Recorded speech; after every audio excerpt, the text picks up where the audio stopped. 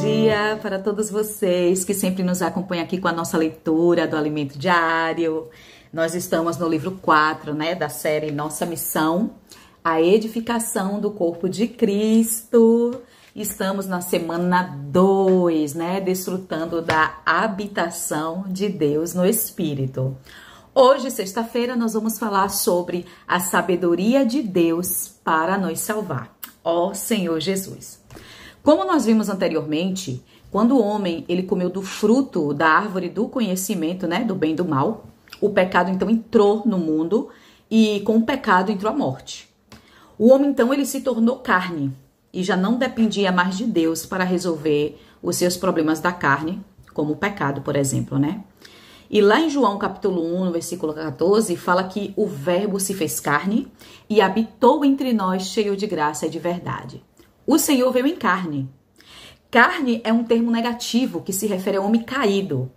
Mas para que Deus pudesse salvar o homem, né, dessa condição que ele estava de pecado, ele enviou seu próprio filho para se tornar carne.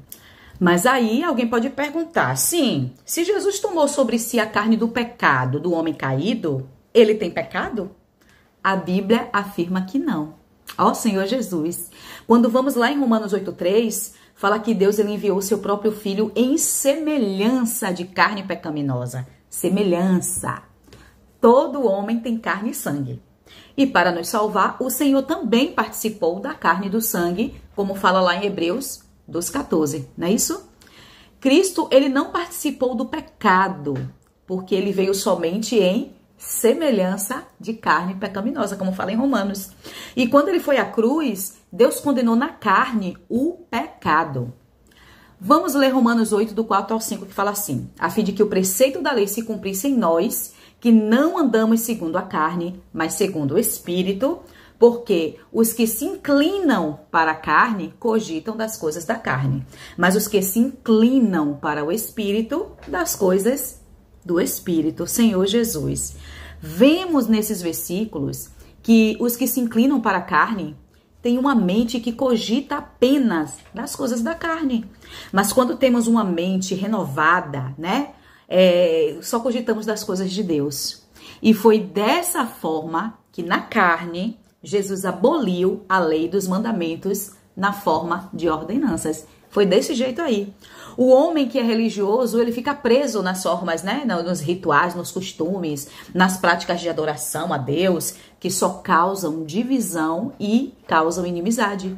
É por isso que não devemos ficar presos a rituais nas reuniões, irmãos. Deixemos o Espírito ter liberdade no nosso meio. Se ficarmos presos na lei, com uma religião, né, que nos prende, é praticamente impossível, né, agir por meio do Espírito, porque estamos presos na lei. Em Gálatas 3, Paulo fala que a lei ela serviu de aio, né, de tutor, para nos guardar enquanto ainda éramos crianças, quando ainda não sabíamos para onde ir, não tínhamos discernimento, então a lei servia de aio. Mas uma vez que a fé veio, não temos mais que ficar subordinados ao aio, não temos mais que ficar subordinados à lei. Deus tirou toda a barreira de separação entre judeu e grego, para que os judeus não usassem da lei para prender os gentios. Ó, a sabedoria de Deus. Então, em Cristo não tem mais nem escravo, nem livre, não tem homem e mulher, porque todos nós somos um só em Cristo. Essa é a sabedoria de Deus. Essa é a sabedoria de Deus. Quando nos despimos desse velho homem, desse homem caído, dessa obra da carne que corrompe, que nos divide, e quando nos revestimos de Cristo como novo homem, produzimos o fruto do Espírito. Esse é o desejo de Deus para nós. Aleluia! Ó Senhor Jesus! A sabedoria de Deus, assim, é incrível. A nossa mente, se a nossa mente não for posta no Espírito, nós não conseguiremos tocar. Porque o Senhor, ele pegou todo o pecado, ele veio em semelhança de carne, pegou todo o pecado, levou para a cruz e na carne ele condenou tudo. Então, não somos mais condenados. Se nós não somos mais condenados pelo pecado, por que vamos ficar presos agora à lei, à religiosidade? Precisamos da liberdade ao Espírito, viver e andar pelo Espírito, para que ele possa fluir no meio de nós, para que ele possa nos unir, porque não há mais judeus, não há mais grego, não há escravo, não há livre, não há homem, não há mulher. Cristo é tudo em todos. Somos um só. Ó Senhor Jesus. Vamos orar por isso? Senhor, nós te louvamos. Te louvamos porque o Senhor tem uma sabedoria que excede todo entendimento.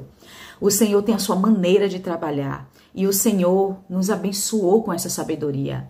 O Senhor depositou tudo isso na igreja e hoje podemos desfrutar. Senhor, muito obrigado por ter pagado um preço para que não estivesse mais, nenhum de nós estivéssemos mais debaixo da condenação. Hoje somos um só em Cristo, Senhor. E coloca esse sentimento no nosso coração diariamente. Ao olhar para o nosso próximo, precisamos lembrar: o Senhor pagou o preço por mim e por você. Hoje nós somos um. Senhor, nos ajuda a praticar o que o Senhor tem nos falado na palavra profética, a orar pelas pessoas, a levar a palavra para as pessoas, a colocar o livro na mão das pessoas. Ó Senhor Jesus, para que elas possam, Senhor, buscar ser vencedoras juntamente conosco. Continua nos abençoando. Em nome do Senhor Jesus. Amém.